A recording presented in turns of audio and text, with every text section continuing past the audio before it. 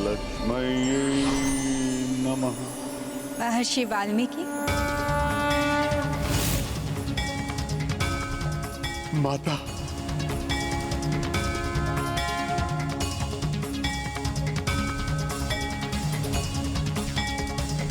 माता, माता लक्ष्मी।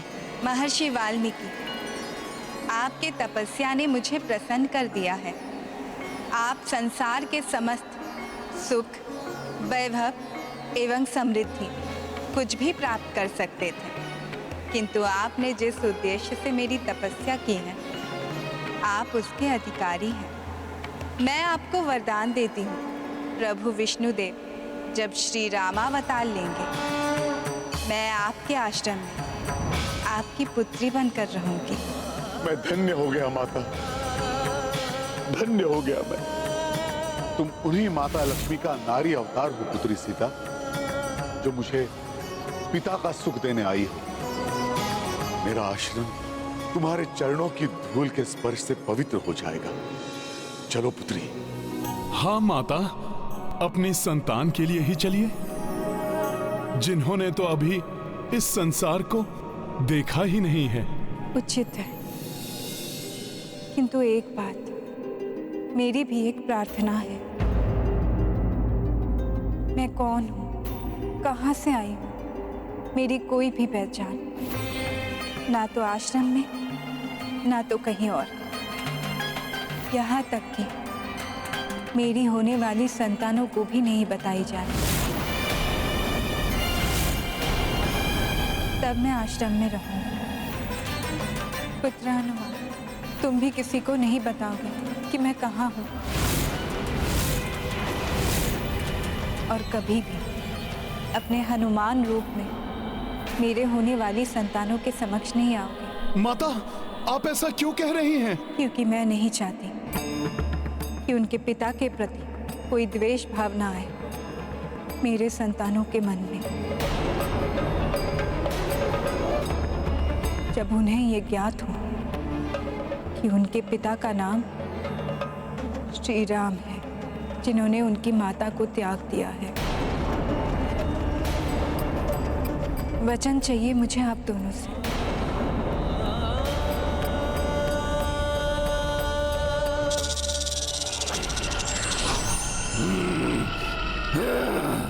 अभी तो बच गए वो दोनों शिशु, किंतु अधिक समय तक बच नहीं पाएंगे। वो अवसर पाते ही वो दोनों आहार बन जाएंगे मुझ शिशु भक्षी के। मेरा ये अनुरोध ही नहीं, निवेदन है। यदि आप दोनों मेरी पहचान छुपाएं, तभी मैं आश्रम में रहने आऊंगी। यदि हनुमान इस वेश में आए तो सहज ही सबको ज्ञात हो जाएगा कि मैं सीता हूँ। मेरी संतानें भी यही जान जाएंगी तो अपने पिता से मिले बिना नहीं रह पाएंगी। किंतु माता, हर संतान को अपने पिता के बारे में। हनुमान, भावनाएं बहुत बलवती होती है। पिता या संतान में से किसी को भी एक दूसरे के बारे में ज्ञात हुआ तो दोनों ही एक दूसरे से मिले बिना नहीं रह पाएंगे। फिर रघुनंदन के इतने बड़े त्याग का अर्थ ही क्या रह जाएगा। मैं कदापि ये सहन नहीं कर पाऊंगी। किंतु पुत्री, मैं अपने ही आराध्य से इतना बड़ा भेद छुपाऊं? इतनी बड़ी दुविधा में मुझे मत डालो पुत्री। आपकी दुविधा भी उचित है ऋषिवर, किंतु मैं माता के मन की व्यथा समझ रहा हूं। इसलिए जैसा माता चाहती हैं, मैं वैसा वचन देने के लिए प्रस्तुत हूं। माता, आपका ये पुत्र हनुमान आपको वचन देता है कि ये हनुमान आपकी संतानों के समक्ष या आश्रम में या आपके कक्ष की ड्योढ़ी के भीतर कभी अपने सत्य स्वरूप में नहीं आएगा, और ना ही कोई कभी हनुमान से ये जान पाएगा कि आपकी वास्तविक पहचान क्या है माता। और माता, ना ही आपकी संतानें जान पाएंगी कि उनके पिता कौन है। यदि यही भाग्य का लिखा है पुत्री, तो मैं ऋषि वाल्मीकि तुम्हें वचन देता, जैसा तुम चाहती हो वैसा ही होगा। परंतु प्रभु श्री राम मेरे आराध्य हैं, अतः उनके नाम के जाप से या तुम्हारी संतानों को श्री राम चरित्र के पठन पाठन से तुम मुझे नहीं रोकोगी। स्वयं ब्रह्मा जी ने मुझे रामायण लेखन एवं उसका प्रसार करने का आदेश दिया है पुत्री। ये तो मैं भी चाहती हूँ कि मेरी संतानें मेरे प्रभु के चरित्र के बारे में हर एक बात से अवगत हो, उनके आदर्श और मर्यादा से प्रेरणा ले, उनके पराक्रम से सीख लेकर वीर योद्धा बने। ये गाथा महाबली हनुमत की, रुचिकर लीला राम भगत की। जय जय जय रघुनंदन राम, जय जय जय महाबली हनुमान। चली ऋषि संग विहार भूमि जा, हस्त से मार्ग बुहारे कपिसा। किंतु घात मह राक्षस बैठा, संकट से अनभिज्ञ मां सीता। ये गाथा महाबली हनुमत की, रुचिकर लीला राम भगत की। जय जय जय रघुनंदन राम, जय जय जय महाबली हनुमान। तुम कहीं भी चली जाओ, तुम्हारी संतानें तो अंततः मेरे ही उदर में आने वाली हैं। शिशु भक्षी से बच नहीं पाएंगी वो।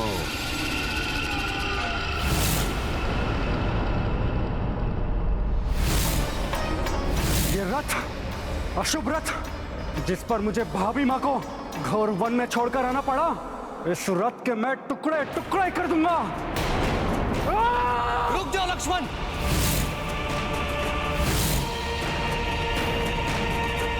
क्या तुम्हारे रोष को स्वीकार है? जिस रथ पर भाभी माँ के पावन चरण अंतिम बार पड़े हो, तुम उसे तोड़कर नष्ट कर देना चाहते हो। क्या अभागा हूँ भरत भैया मैं, जो भाभी माँ को। अब तो बस यही प्रार्थना है कि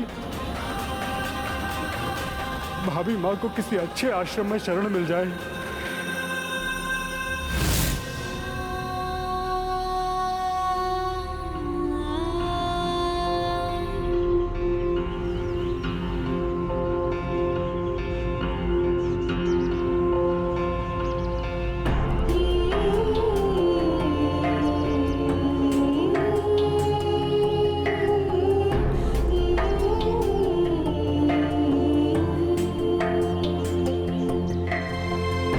गुरुदेव, ये तेजस्विनी कौन है जो आपके साथ यहाँ पधारी हैं? ये भूमिजा है, मेरी पुत्री।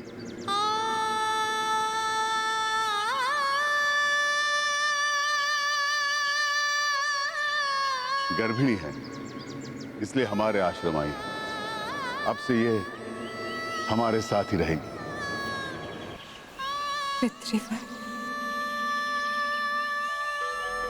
ये तो बहुत अच्छा है। हमारे आश्रम में शिशु की किलकारियां गूंजेंगी। हाँ, बहुत आनंद आएगा।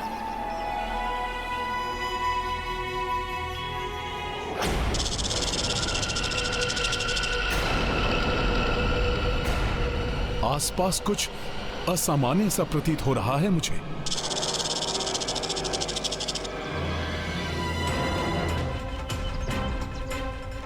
इसी ओर से ध्वनि आ रही है।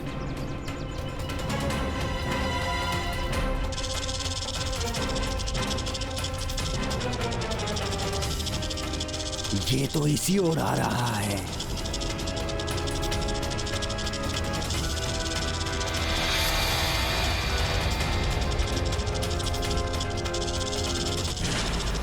किसी आसुरी शक्ति का आभास हो रहा है मुझे। माता को वचन दिया है, मैं आश्रम के भीतर नहीं जा सकता, किंतु आसपास रहकर तो माता की सुरक्षा कर ही सकता हूं मैं। निकट ही कोई ऐसा स्थान ढूंढना होगा मुझे जहां रहकर इस पूरे आश्रम की निगरानी की जा सके।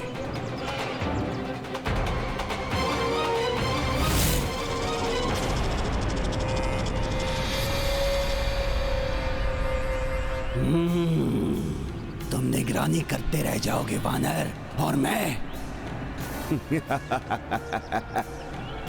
मैं भक्षण कर जाऊंगा शिशुओं का। छुपकर वार करना मेरी विशेषता है।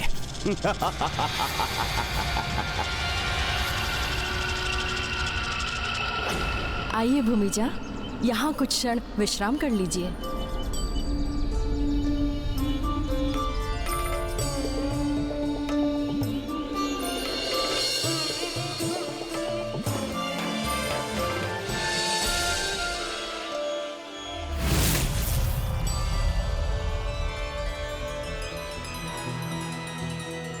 ये लो भूमिजा, ये नवीन फल, इन्हें ग्रहण करो। ऐसी अवस्था में भोजन आदि का पूर्ण ध्यान रखना चाहिए। ये मेवे भी ग्रहण कीजिए। गर्भस्थ शिशु के पोषण के लिए ये आवश्यक है। सब माता की सेवा में लगी हुई हैं। अब मैं निश्चिंत हूँ।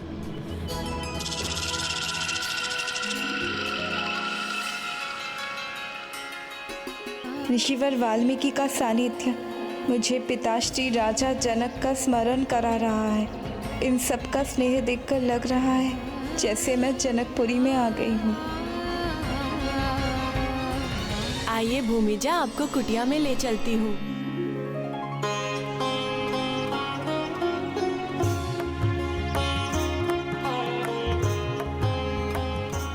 माता को तो यहाँ बहनें मिल गई, पिता मिल गए, सखियां मिल गई, किंतु अयोध्या में मेरे प्रभु न जाने किस स्थिति में होंगे।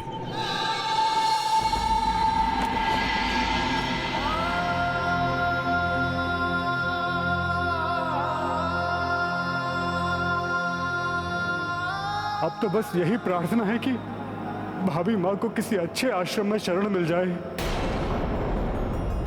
नहीं, मैं यहाँ सुख की शैया पर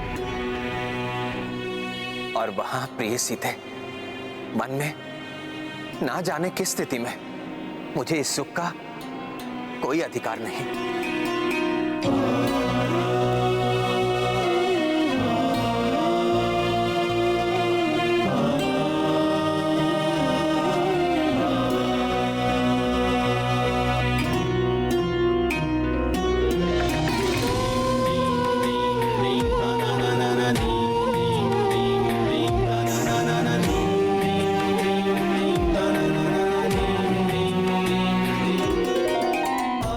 के राजा राम विवश हैं, किंतु सियापति राम नहीं। मेरी अर्धांगिनी जिन सुखों से वंचित है, मैं भी उन सुखों का उपभोग नहीं करूंगा।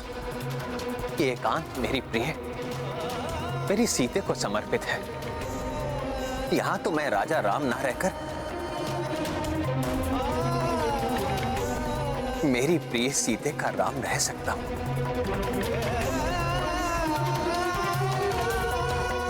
सीते, मेरी प्रिय। पीर हृदय की किसको सुनाए, आज व्यथित रघुराई।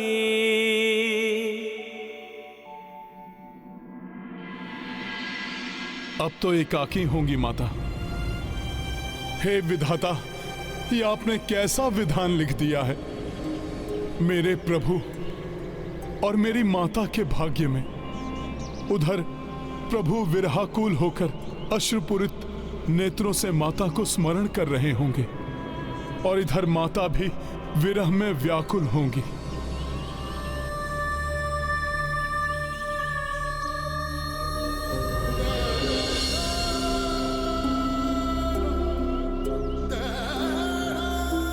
हे प्रभु, कैसी विवशता है ये हनुमान की। प्रभु दुखी और माता भी दुखी, और हनुमान कुछ भी नहीं कर पा रहा है उनका दुख हरने के लिए। कुछ नहीं कर सकेगा वानर। निकट पहुंच गया है ये शिशु पक्षी आश्रम के। अब तो बस उस आखेट को और लक्षित करना है और शीघ्र ही उसे भी ढूंढ ही लूंगा मैं। ये सुगंध, ये शिशुओं की सुगंध,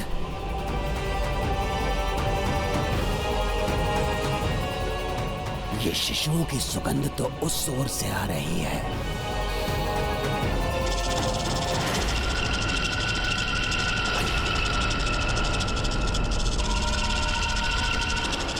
माता की कुटिया के निकट कोई रेंगता हुआ दिखाई दिया था मुझे। क्या करूं? दूसरी ओर तो यहां से दिखाई नहीं देगा। जब तक माता कुटिया में एकाकी है, मुझे पूर्ण सतर्कता एवं सूक्ष्मता से कुटिया के चारों ओर घूमते हुए पहरा देना होगा, जिससे कि कोई आसुरी शक्ति माता के निकट ना पहुंच सके।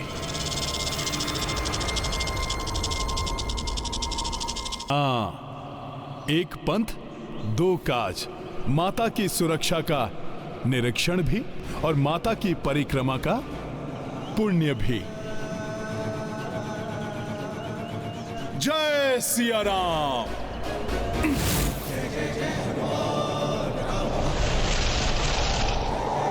जय सिया राम। जय जय सिया राम। जय सिया राम। जय जय सिया राम। जय सिया राम।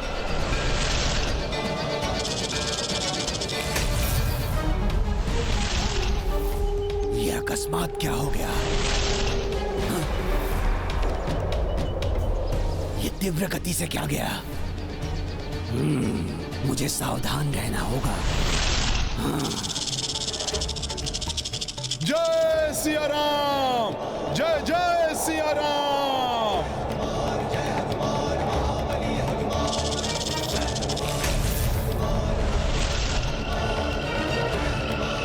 हाँ, पुनः उड़ गया मैं इसकी तीव्र गति से।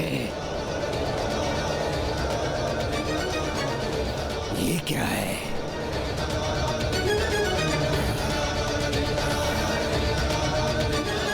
जय सिया राम। जय सिया राम। जय सिया राम। जय जय सिया राम। जय सिया राम। अच्छा, तो ये इस वानर का किया धरा है। बड़ा आकार धारण कर नहीं सकता और छोटे आकार में इस वानर के कारण प्रवेश नहीं कर सकता। देखते हैं कब तक इसकी परिक्रमा करता है। कभी तो रुकेगा और उसके रुकते ही जय सिया राम। जय सिया राम। जय सिया राम। जय सिया राम। जय सिया राम। ये चहु और गूंजता प्रभु और पुत्री सीता का नाम।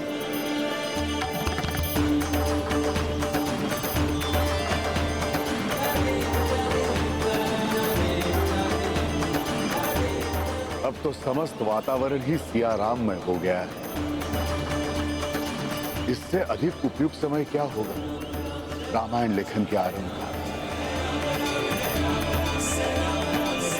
हनुमान, यह सिया राम का नाम आपके ही श्रीमुख से प्रस्फुटित हुआ है। जय सिया राम। जय सिया राम।